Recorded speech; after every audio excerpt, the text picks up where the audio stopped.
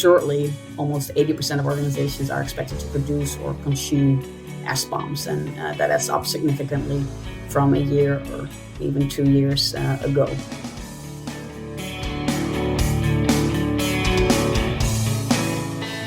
Welcome everyone to the Industrial Security Podcast. My name is Nate Nelson.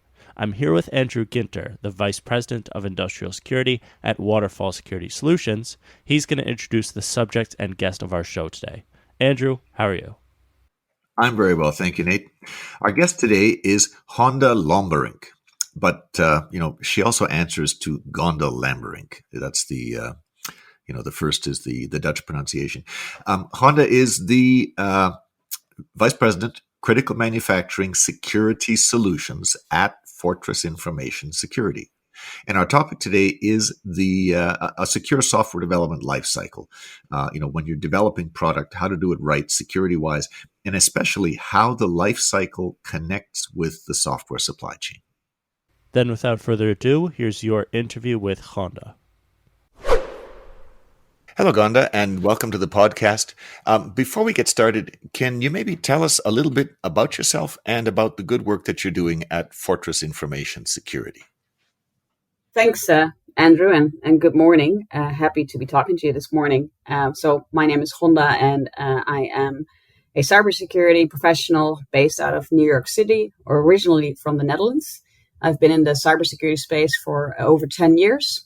I have a background as a lawyer and an economist. I worked in the public sector, in consulting, and then made my entry into the cyberspace through payment security as a first specialty.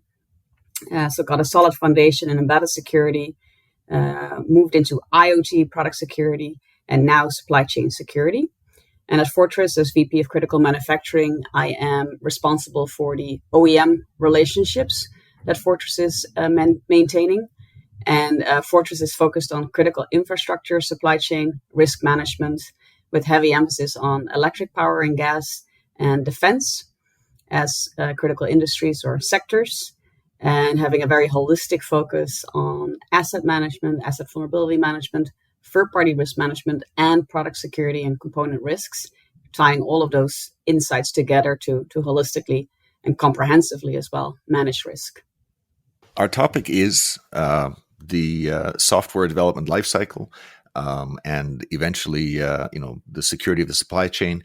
Can we start at the beginning? What is the software development lifecycle? Some people call it SDLC. What is it, and how do you make the lifecycle secure? Yes, thank you. And as part of our prep conversation as well, for managing supply chain risk effectively and managing deployed systems in network environments, it starts with, or it is helps by having a great understanding as to how products were designed for security and then managed for security to begin with. So SDLC, Software Development Lifecycle, or Secure Development Lifecycle, or SSDLC, as a concept is very valid. And it is basically the notion that you're never done managing software. It's really part of ongoing management for every software update, for every change, that you consider security and software management from initial requirements, design, to ongoing testing, and then deployment, and that ongoingly or iteratively, whether it's a traditional waterfall, a linear step approach, or also more agile practices that are more iterative across those different steps. The notion is that this is ongoing and therefore AKA a life cycle practice. Okay, so I take your point that the life cycle is ongoing. I mean, I developed software for 20 years. I know you develop, you maintain, you enhance, you maintain, you repeat. Can you give us some examples, though? What's involved in a secure life cycle? What activities are sort of part of security planning versus sort of conventional software development? Yeah, and I could give very specific examples, or also address this a little bit more conceptually. But among others, of course, what is key is that ongoing software update management and really great patch management and governance as well, next to great IAA, identification, authentication, authorization strong key management and governance. All of those are part of secure development lifecycle practices and best standards and practices and requirements as well. But conceptually, even though, to your point, software products have been around a long time, many people have worked on developing software products, it's still a newsflash or in terms of how end-user organizations are using these products and deploying them in their network environments, or also how testing and inspection and certification organizations, including, for example, UL, where I worked for a long time, are addressing what that means for managing security and assurance on an ongoing basis. So from non-software enabled products, non-digital products, decade plus or 2 decades ago, to now having most products with software embedded products included. It just changes the culture that is needed to manage this. And that ties into DevOps as well, because next to development, there's of course also the continuous integration, continuous deployment practices. So it's really still a bit of a newsflash and a culture shift that is happening across the board, including in industries that help with security testing and security certification. That what used to be the product is developed in a factory is good to go out to the market, is granted market access, and that's it, hands off from there on. That's no longer valid. So it takes a village, and it's ongoing collaboration and ongoing activity to manage these products. And a key notion as well is that software, of course, is enabling a lot of these practices and enabling a more agile culture as well, because a lot of the functionality that is needed to do best in class development and ongoing validation of the development activity is through software defined functionality and automation that is needed to do this well. So software, to manage software, you need software as part of automating these processes. Another buzzword I heard you use that, this is after my time, I've heard the word DevOps. Can you explain what is DevOps and how does it fit with a secure life cycle? This sort of came after my time. Yeah, it's sitting in my view kind of next to or alongside or kind of adjacent to the development life cycle, but it speaks to more of a collaborative culture and approach, especially between in-house or originally between in-house engineering and development teams and IT teams for in-house software development, and then deploying those systems and products in the internal network environment in an effective and secure way. And hence also the reference to practices for continuous integration, continuous deployment, and tooling that comes with that for automation. So that to me is DevSecOps and DevOps. And that has to be extended into the supply chain, where it's about integrating third-party software components, open source components into deployed assets and systems. Andrew, I'm not entirely clear on how all of these more software-oriented topics have to do with securing industrial sites. Like, for example, the DevOps thing, that seems more of like an in-house concept that doesn't actually make it to industrial security. What's the connection there? Yeah, so in my dim understanding, I did a little research on this. DevOps, I think, started life talking about processes that are used by in-house development teams, IT teams who are maintaining, automation, purchasing automation for their own website, or, internal automation for their HR team, or who knows what. But if they're producing their own code, the philosophy, back in the day, a long time ago, was actually called Waterfall, not Waterfall security, just the Waterfall process. Meant you do a big design, you do a review of the design, you start implementing the design, you look at you review the code, you test the code. It's sort of big investments in each step, and hopefully on the end, the system you've produced is still relevant, because it takes a long time. DevOps was more incremental.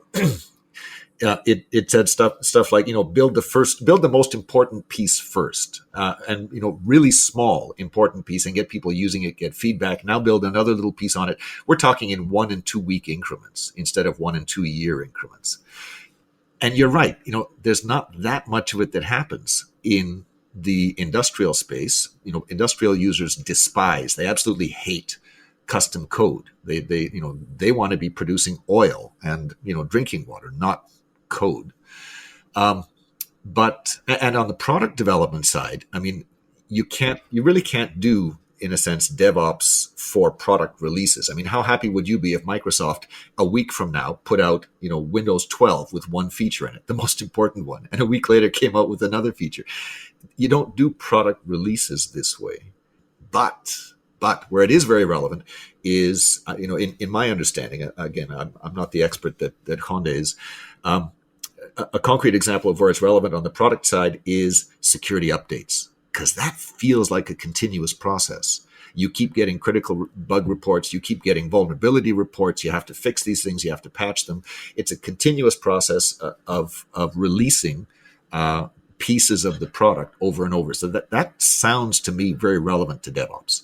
Yeah. And then there's the zero trust thing. I guess in my view, industrial security has been doing, I don't know, zero trust, quote unquote, for longer than IT, with air gapping, with unidirectional gateways, data diodes. But zero trust, as it's commonly understood, feels like one of those things where I thought I understood it when I first heard it. And then actually the more I hear it and the more I read about it, the less I feel like I get it.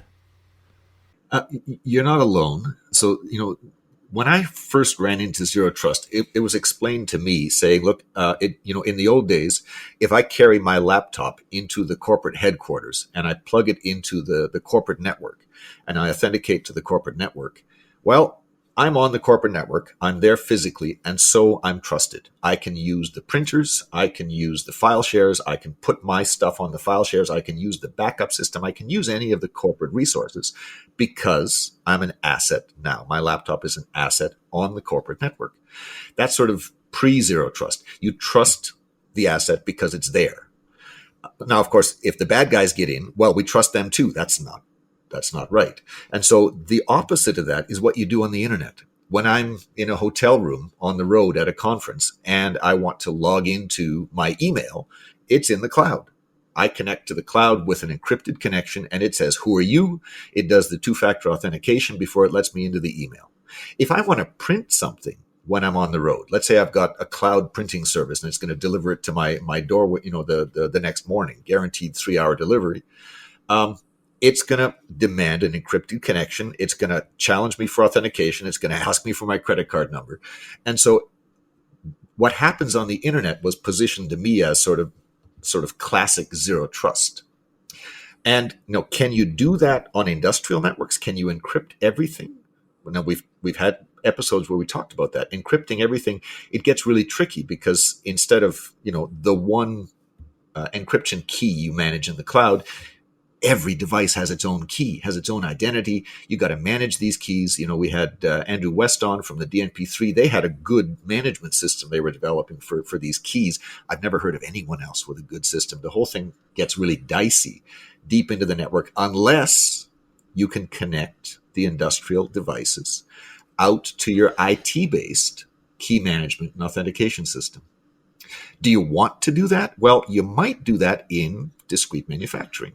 And Honda said a lot of her work is with manufacturing. If you're manufacturing shoes, maybe it makes sense to connect all your PLCs out to your corporate, certificate revocation authority.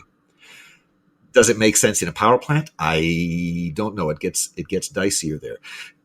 That's sort of a long answer. The short answer is all of that, and it's all changing. That sort of initial sort of simple understanding, zero trust has turned into a word like open systems or like industrial internet. 20, 30 years ago, open systems was the buzzword. Open systems meant you had access to the source code. And then it meant, no, you have access to a standard published programming interface. And then it meant something else. And it evolved until basically every vendor out there was claiming that their system was open. The word open system had turned into good. It means good. It has no meaning anymore.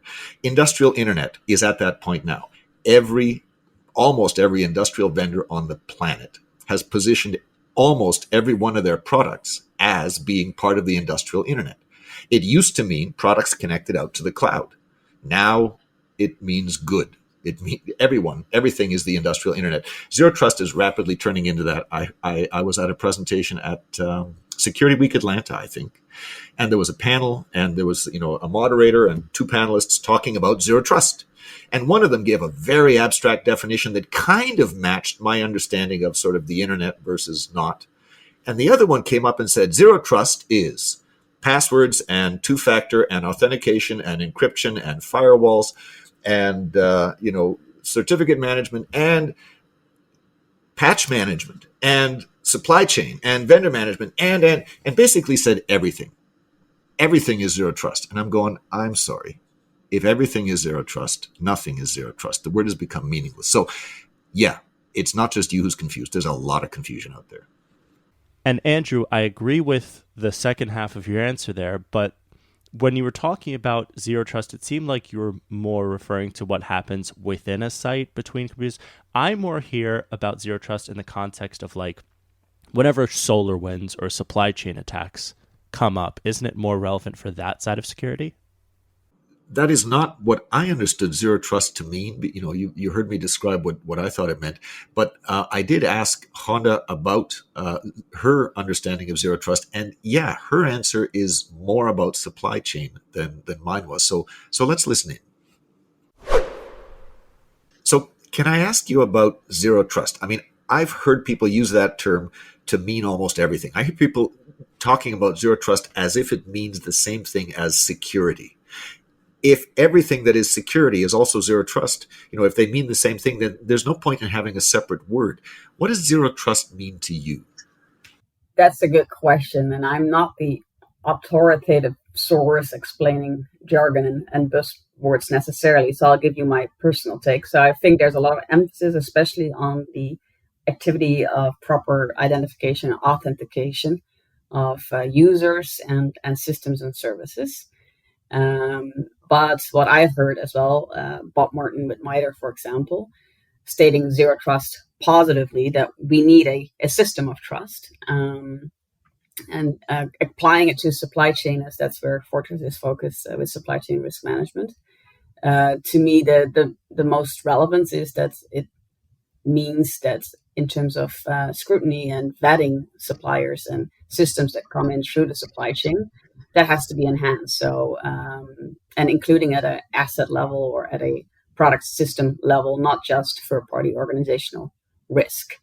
And then, of course, there's a lot of solutioning and architecting of network security, network environments, configurations, and leveraging tools that can do proper identification and access management.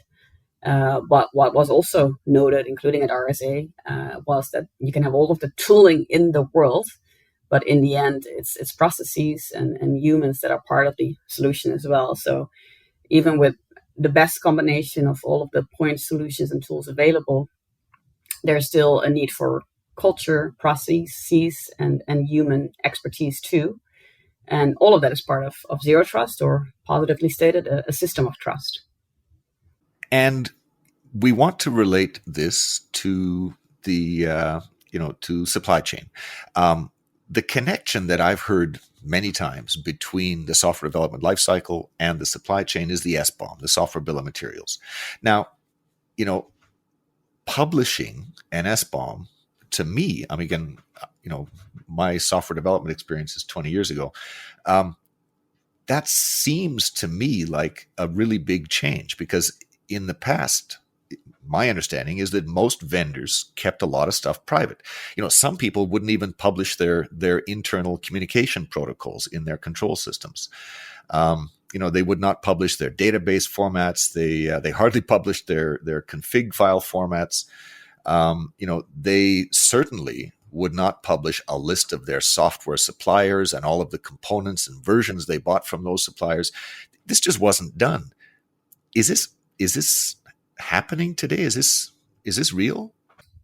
Definitely, SBOMs are real, and they actually have been maintained and have been generated for a longer period of time by anyone who develops and builds and integrates software. What is the more novel use case is to share this information with end-use organizations as part of supply chain information sharing, such that they can tie this to, among others, incident response, ability to respond faster and more accurately, and importantly, or a huge, big use case, is vulnerability management. So to leverage SBOMs for end-use organizations to then have more effective vulnerability management down the line. That's partially more novel, but SBOMs have been around for a while. That information primarily sits with the developer organizations and or is shared for slightly more mature use cases such as license management. To me, the novelty is to really amplify ability to manage risk, tying that information to information about vulnerabilities and those vulnerabilities that we should worry about, which is less than 10% of any and all vulnerabilities that exist in most cases, those that are actually exploitable and being actively exploited. Can we dig a little deeper into SBOMs? I've heard people say, look, SBOMs are tools primarily for vendors. For, you got vendors who buy stuff from other vendors, who buy stuff from other vendors, who buy stuff from other vendors, 3 and 4 levels deep before you have a product that shows up at an, owner and operator site. I've been told that owners and operators really can't act on SBOMs if they get them from their suppliers. If you find if you see something that looks like a vulnerability, you have no way to evaluate if that vulnerability is exposed in your product. You have no way to fix it. I mean, you're not going to go patch the software. You don't have the source code. Is this something that makes sense to expose to end users, or is this something that can be managed sort of within the vendor community with non-disclosure agreements, and the end users remain blind to it? Yeah, I guess that's no longer good enough with zero trust as a notion. This enhanced vetting. That's a collaborative activity that should occur across the value chain, and it's really overcoming a huge amount of information asymmetry that exists, not for good reasons, like we want to protect our proprietary solutions and keep the secret sauce to ourselves. Like in terms of risk information, threat intel information, there has to be a lot more openness to share and overcome what also currently is a bit of a lemons market, frankly speaking. Ultimately, it's not great for good vendors, good suppliers that put in a lot of effort into their SDLC practices and reference standards that they're certified to, such as 62443, if this is not well understood by the end user. So ultimately, there's going to be a lot more transparency and openness, and it should be something that the vendors leverage to their benefit for having enhanced differentiation capabilities too. Of course, the common complaints that NTIA has quite effectively addressed when a lot of the SBOM work was still occurring under NTIA and the Department of Commerce before it moved over to DHS. The common complaints are why you wouldn't want to share this information. Those complaints or those what NTIA has called myths can be refuted, such as you indeed give away proprietary information. The SBOM, or having an understanding as to what the inventory is, what actually are the components. That's not the code itself. That's not how the components are glued together necessarily, although you do need to do dependency analysis as well. So oftentimes the analogy is made to kitchens and recipes and cooking. With the ingredient list, you don't have the full meal prepared. So there's not necessarily an understanding as to what the secret recipe is. Another common objection, of course, is that by giving this information, especially if it were to be shared publicly, that just makes the work for the attacker a lot easier. That doesn't necessarily apply either, because, for example, attackers may already have access to this information with the tooling they leverage as well to attack, and or a lot of the attacks are actually indiscriminate. So for you, you're 1 step behind or 2 steps behind or 10 steps behind, not having an understanding with what's in your software. Also, when the attacker doesn't know, but still attacks you because the attack is indiscriminately affecting, or there's collateral damage resulting from the attack. And then lastly, this notion that you don't want to have this information out there on the internet or completely public. That's also understood in regulations and policy, such as the Cyber EO, or in the EU, the Cyber Resilience Act. There's not necessarily, or I haven't seen a lot of requirements that state you have to have this information publicly available. The requirement, at least in the US with the Cyber EO, is that you have to share this information with federal procurement agencies going forward, which is different than publicly sharing. Cyber attacks with physical consequences more than doubled in 2021. For industrial victims, the most common consequences were production outages at multiple sites. Most of the attacks were ransomware. And 2021 saw the first cloud-based ransomware attack. That attack compromised 1,500 businesses in the space of 45 minutes. These and other insights are included in a new threat report, co-authored by Waterfall Security Solutions and the new ICS Strive Industrial Incident Repository. For your copy of the report, please visit icsstrive.com. That's ICSSTRIVE.com.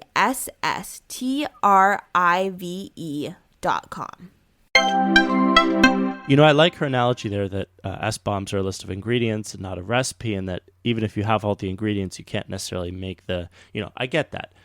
Except there are such a thing in the food industry as secret ingredients that companies spend a lot of money and time on not revealing, because otherwise you could. For example, like KFC spent 7 decades keeping their herbs and spices recipe secret. They've got like different factories, and both of them don't know what's going on at the other, and the employees there are like in the dark, and so nobody knows the full secret.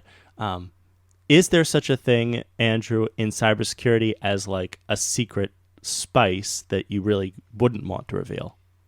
I would have thought so initially. This is why I asked the question. But, the more I think about it, I think the less plausible that seems. I like the analogy saying you're not giving away the recipe. What's the recipe? Well, if you've got a whole bunch of ingredients and you want to glue them together to produce a product in the software space, you have to write code. The recipe is the code.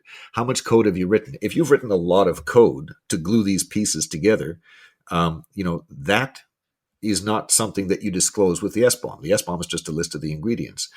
If you have not written a lot of code, if you bought a bunch of stuff and you really have very little of your own secret sauce in there, I'm sorry, that's actually hard to keep secret.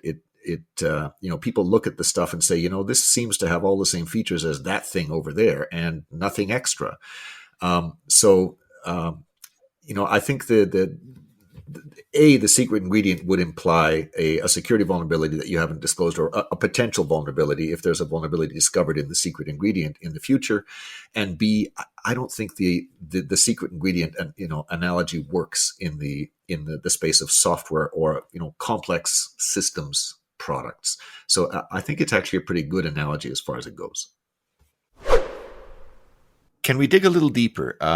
How are purchasers in the industrial space using information about SDLC and about SBOMs? How are they using that today? How should they be using it in the future? Back to the original point is that software producers or vendors traditionally have developed and generated SBOMs and managed that information for a longer period of time, including through build and release management tooling. On the consumer side of the house, for end-use organization, there's relatively less maturity using this information for broad purpose use cases, also outside of license management. And there's still work in progress to develop automation and tooling to ingest these SBOMs in a meaningful way. Ultimately, it's also important to remember this is not meant to be human readable information. The scale and the volume of information and sharing really forces the need for automation. And therefore, when we speak about SBOMs, those are all machine readable files. So on the purchasing organization side or the end use organization side, what experts and industry people can keep saying is that for especially tying the SBOM information to vulnerability management, there's still a little bit of work that needs to be done, getting more context around the vulnerabilities. Once you have the insight as to these are all of the components in the system, that will allow you to basically get a much richer understanding of the vulnerabilities in your system as well. And of course, there's some challenges such as component versioning and naming not being exhaustive or complete or accurate or correct always. And therefore, identifying vulnerabilities is not necessarily straightforward. Between components, there's a lot of dependencies and transitive dependencies. But theoretically, with the component information, you have access to a lot more vulnerability information as well. Then with that, you need to filter out the noise. People are obviously concerned about false negatives, but in this scenario, we're currently with non-invasive scanning and existing software scanning, but with no good inventory of all the components. So the scenario that most end-use organizations and therefore also the vendors fear is that there's going to be a flood of vulnerability information coming everyone's way, and hence the customer support lines may be flooded if there were to be too much, not false negative, but false positive information, and people worrying about vulnerabilities that shouldn't be an issue. So that's where there's also the notion that is additional attestation or additional information alongside the SBOM that is shared and will be shared, or is kind of a necessity for the SBOM sharing to be more meaningful. And that's information about the status of vulnerabilities and what vulnerabilities are exploitable and which aren't. So it's actually the opposite of security advisories, like pay especially attention or pay urgent attention to the following vulnerabilities that are exploitable. There is information needed as well about maybe 90+% of vulnerabilities that aren't an issue. True vulnerability, exploitability, exchange, facts, file information, among others. And again, that information is machine readable as well. So long story short, but on the purchasing side and on the end user organization side, to tie the SBOM information in an automated way to vulnerability information that is contextualized, there is still a little bit of a ways to go to get there. So additional evidence that this market for SBOM related information, or this supply chain collaboration and the additional software assurance information that's going to be shared, is actually taking off, is what analysts are saying is happening. And that's influenced obviously by policy regulatory requirements such as the Cyber Executive Order, creating a monumental shift in the US focus for federal procurement. And other developments. But Gartner, for example, says that in a few years from now, by 2025, 60% of organizations building or procuring critical infrastructure software will mandate and standardize SBOMs. And also the Linux Foundation says or expects that shortly almost 80% of organizations are expected to produce or consume SBOMs, and that's up significantly from a year or even 2 years ago. So we've had people on in previous episodes talking about sort of automating as much of the SBOM process as possible, automating even the vulnerability announcement process. And the issues that Gonda pointed out, things like, consistent product naming, consistent product versioning, consistent vulnerability naming are all important if you're going to try and automate this stuff so that machines can compare these things and come back and say, yes, this is the same vulnerability we're talking about.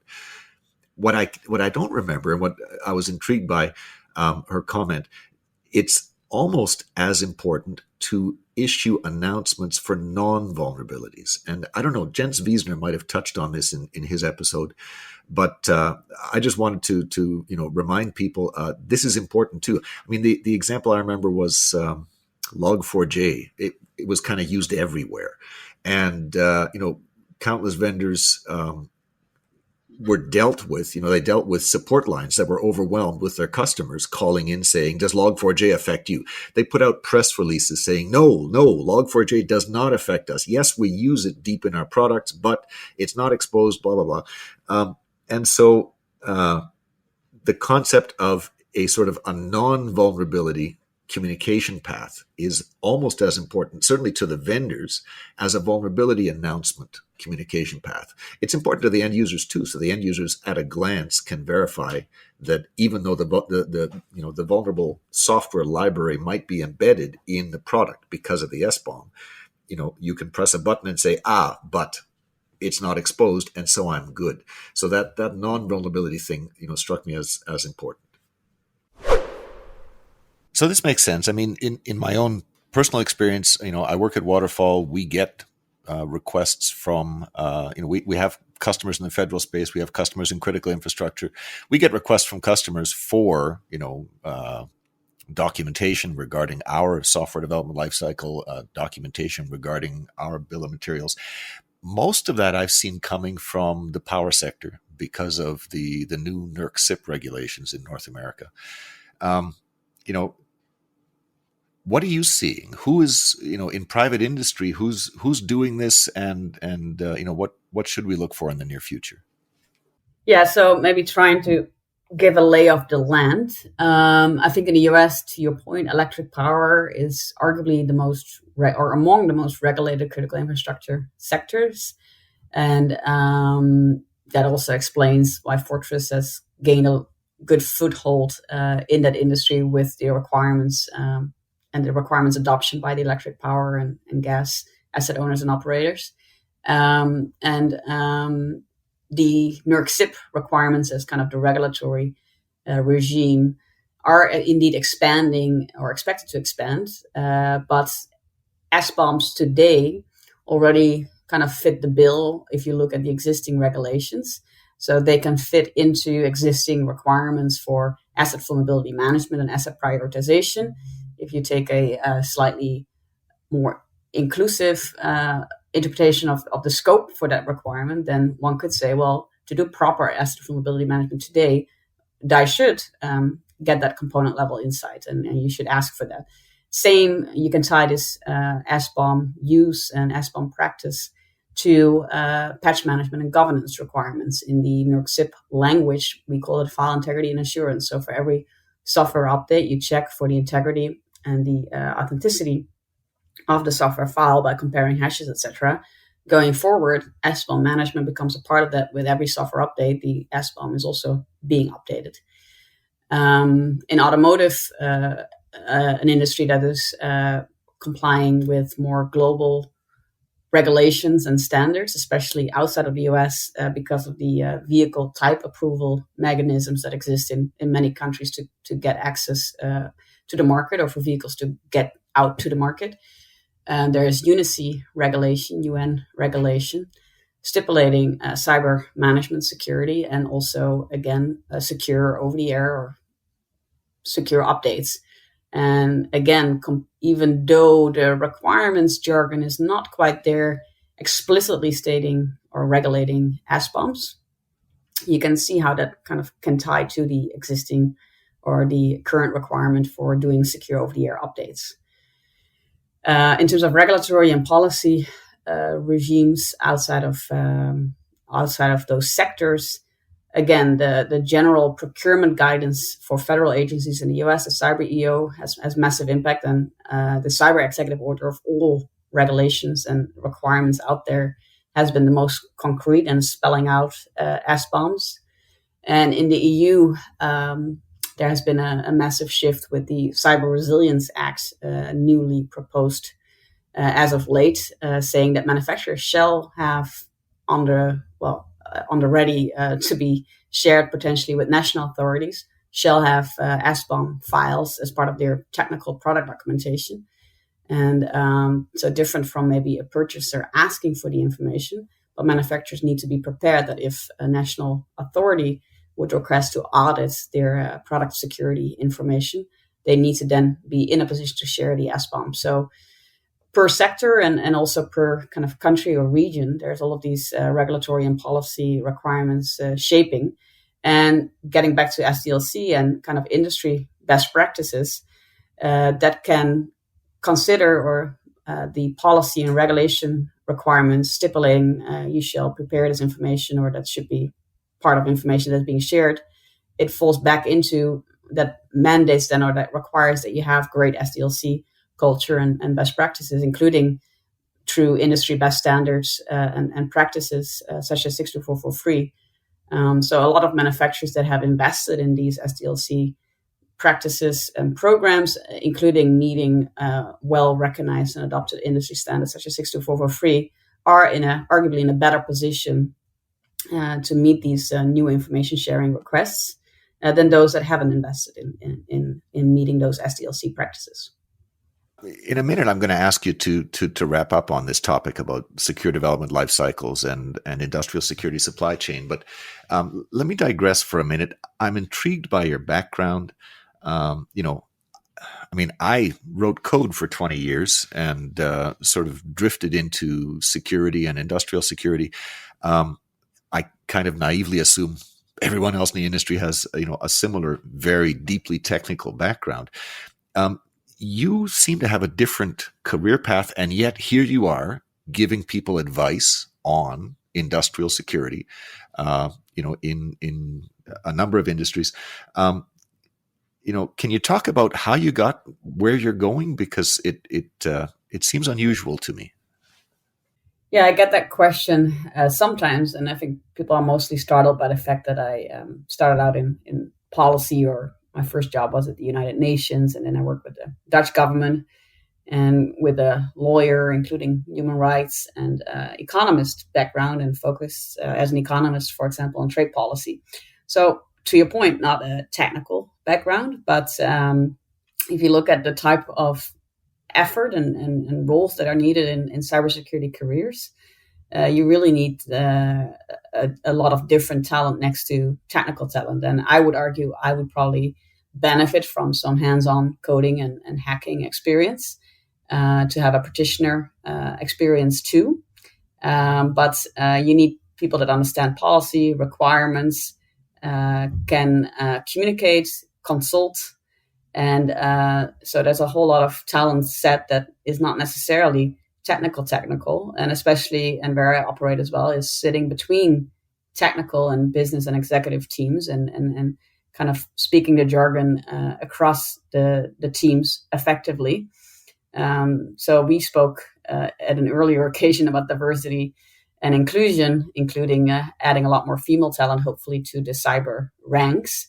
But the same goes for different types of skills that you need. And my entry point into cyber, it is not by design per se, but it is a common thread throughout my career, that I've always been interested in working on global issues in a global context, and multifaceted issues as well. So to cyber, of course, there's a trade link as well. There is a individual rights link, a privacy link, among others. So cyber is such a broad topic. It affects anything and everything, including even environmental and climate topics, as when you look at the types of risk areas that need to be considered at the highest level, at executive level, then cyber doesn't sit on its own. It's tied to other ESG and governance risks as well. So it's really a topic that is multidimensional and benefits from having multifaceted and multidimensional talent as well. And I guess I'm one of those multifaceted people, and found my career initially through public sector, then consulting in the payment industry, specifically or in the fintech space. And that exposed me to a lot of that embedded security and know-how that now helps me with my supply chain risk focus at a system and product level as well. I mean, that makes sense. We certainly need more people in the industry who can talk to senior decision makers and connect, the industrial cybersecurity world to, other issues that are important to those decision makers, so that we can, solve the problems that are facing these industries. So, good work. Thank you. Yeah, and I would actually do a shout out for, as this is really a common issue with technical teams doing great work, and that not being picked up either between organizations, but also especially within organizations. So especially people with marketing and communication backgrounds, as there's a lot of understanding this market space and evangelizing what this market space and solution set and basically overcoming some of the challenges. People that communicate well, great assets, and also people that kind of understand the policy and requirements landscape. So those that know what is coming, know what is around the corner, and understand what that means for building products effectively, and also prioritizing the security features accordingly, and in the right way that is most effective to meet net new requirements. So all of that talent is really beneficial to the wider industry. Okay. And, back to our topic, the software development lifecycle, security, SBOMs, supply chain. Can you sum up for us, what are the key takeaways that we should be taking away from this episode here? What are the most important points you've made? I think in summary, then, as it's been a great and also lengthy and wieldy conversation, the key points are that there's a lot of great practice, especially among mature software developers, manufacturing organizations, managing their software effectively to get products out to the market and continue to support those products. So we talked a lot about SDLC, DevSecOps, DevOps practices, and all of that great work can be leveraged effectively to help supply chain risk management effort. What is happening, and that train is leaving the station and has left the station, is that more, not less, more information will be shared about what is in the systems and software, and what are some of the issues, and what are also issues that you don't have to pay attention to, like eliminating the false positives as much as possible. So the risk management effort is as concentrated and as effective as can be. So the prediction is that there will be a lot more supply chain collaboration and ongoing focus on securing that entire chain. The prediction is actually Gartner listed software supply chain or digital supply chain attacks as the second biggest threat currently or today, next to generally understanding your attack surface better. So this notion that zero trust applies and extends into your external supply chain is important to keep in mind, and that requires vetting of key vendors, key systems, and for suppliers to help their purchasing organizations with that insight and be as transparent as can be. And on the purchasing organization side, what we said is there's still a bit of work to be done to be very pointed and effective in tying this to vulnerability management. And the other notion is that all of this is meant to be machine readable information sharing. So automation and ensuring this information is shareable at scale. All of that is noted, and automation is going to be king. So for Fortress, Fortress is well positioned with their asset owner and operator relations, especially in the electric or energy space and defense spaces. And they are in a position to help asset owners and operators make sense out of this supply chain risk management. It shouldn't be a check in the box compliance check. It should help with actionable risk management, and Fortress is well positioned there with the solutioning that they provide, the software, the analytics, the services, and especially given the holistic scope, considering the risk areas across asset, third party, and component risk. So with that, the SBOMs are coming, and the call to action then is, and helped by third parties like Fortress, to be prepared with that information. So leverage the good work from development and SDLC practices, and make sure that you have your SBOM information ready. Invest in getting insight into third-party components, open source components, and for purchasing organizations to start getting ready to issue these requests for information, and then for the information sharing engines to be effective and operated, including with Fortress and other organizations at the ready to help. Andrew, that was your interview with Gonda. Do you have anything to take us out with? I don't know. I mean, Gonda kind of said it all there. The sort of the the big message that I take away from the episode is that sort of the big new thing in secure development, product development life cycles, the big new thing is the supply chain. The SBOM is a big part of that, but DevOps, security updates, security practices is a big part of that. The SBOM is kind of pointless if you're not if you announce lots of vulnerabilities and never issue updates for them. So, it seems to be this vulnerability management, the patch management, the vulnerability announcement mechanisms, automating all that, the SBOMs. This seems to be the hot new topic in secure development life cycles. Well, thanks to Gonda Lamberink for speaking with you, Andrew. And as always, Andrew, thank you for speaking with me. It's always a pleasure, Nate. Thank you. This has been the Industrial Security Podcast from Waterfall. Thanks to everybody out there listening.